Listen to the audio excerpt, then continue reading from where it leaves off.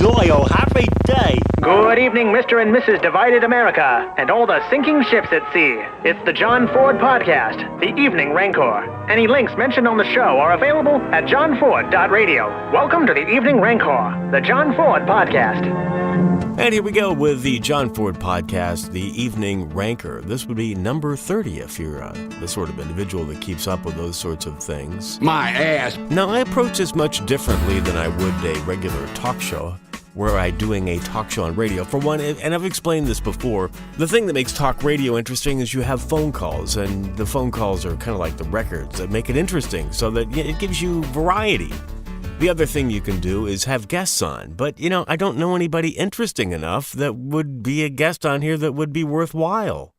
If you can think of such person, let me know, but I can't think of anybody. So it's just basically me shooting my big mouth off, and I don't go into this. The general rule of thumb is when doing a talk show, when being a talk show host, as opposed to doing this podcast, I would recommend what I'm going to tell you for your podcast, but this is just me shooting my mouth off on here. It's just, a little diversion for me. Is do a lot of research, do a lot of prep before you go on the air. I'm doing none. This is just me shooting my stinking mouth off, like I said. So basically pontificating on things that I might find in the news or just come across in daily life that I might find interesting.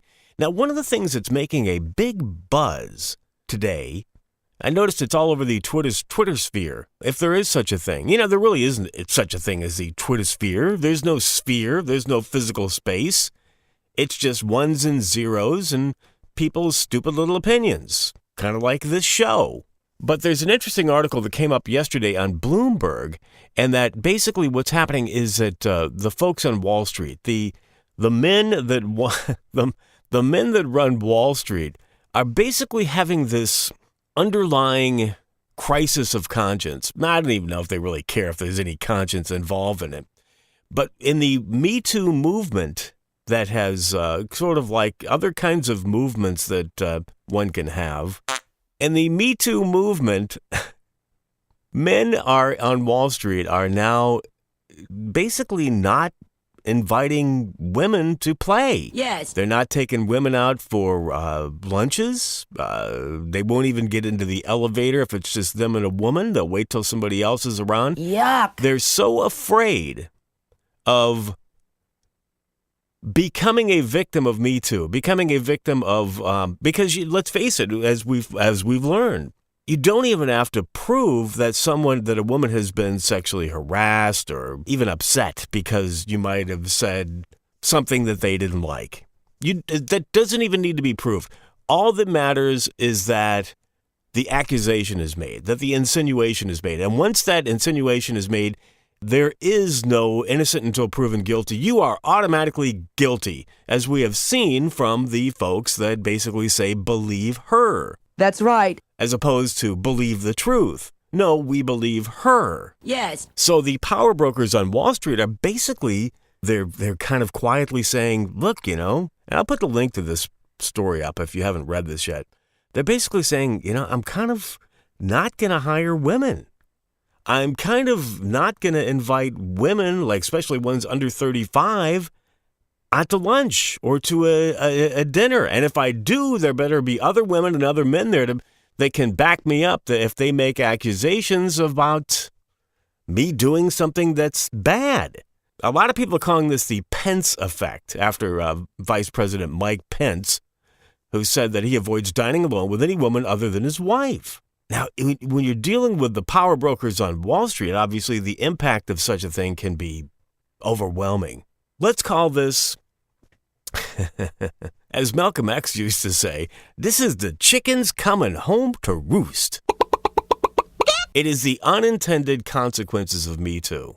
And the Me Too movement's trying to out all of these misogynists or whoever they are. The scum of society. Pedophiles, whatever.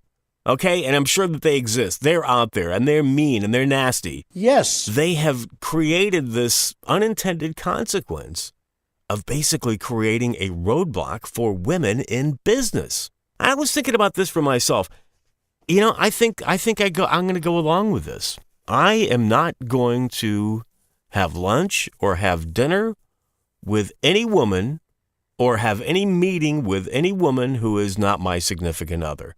Because even though I'm nobody and I ain't got no money they can give from me and nobody gives a damn, the consequences of what could happen from just somebody saying, he was mean to me, he said a word that I didn't like, or, he touched my knee or whatever. It's just not worth the consequences. When I saw this story, and it was basically, I think I saw it originally on from Claire Lehman of Quillette that had quoted this, and I responded to it. And if you want men's clubs, this is how you get men's clubs. Everybody went nuts with that. I think I got retweeted on that thing about 150 times, and it's still growing. So this has definitely hit a nerve. Thank God I never had to deal with this when I was in a management position in broadcast media. I knew other managers that did, and there was one instance in particular of somebody who was accused of sexual harassment against women, and I knew in my heart that it wasn't true, that it was just this woman trying to get at him because she didn't get a promotion. I knew it wasn't true, but it didn't matter. And this is going back 20 years. Just because of the accusation, he ended up having to give up his managerial position, and they kept him, luckily, on staff just as a disc jockey, basically.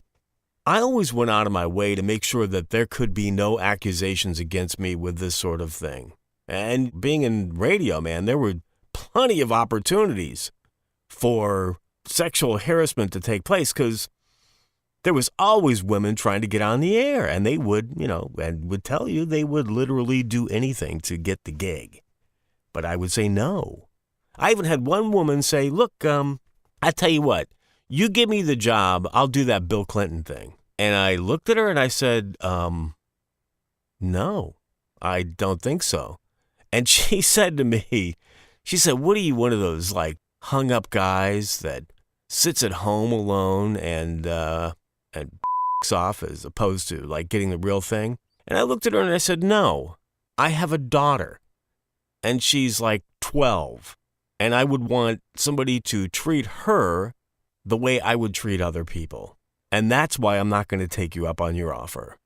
And what Bloomberg is reporting on is the unintended consequences of the social justice warrior mindset gone completely off the rail, and its unintended consequences. For the sake of our friendship, I am just going to resist my sexual urges, and that's all there is to it. Now, come here. I'm the happiest guy. He's the luckiest guy. 'Cause I just bought a new Ford. From a wonderful dealer. Wow, what a dealer! For a Ford or a fine used car. A sexual giant. No longer satisfied with one female. Now he needs 3 or 4. See how he goes from the back of one right on to the next one? Sex without stop. Without stop? Yeah. Doesn't he hurt? I have prepared this special ointment. I put a little drop in here. He puts it on. Poof! No pain, just pleasure. It's the John Ford Podcast, the Evening Rancor.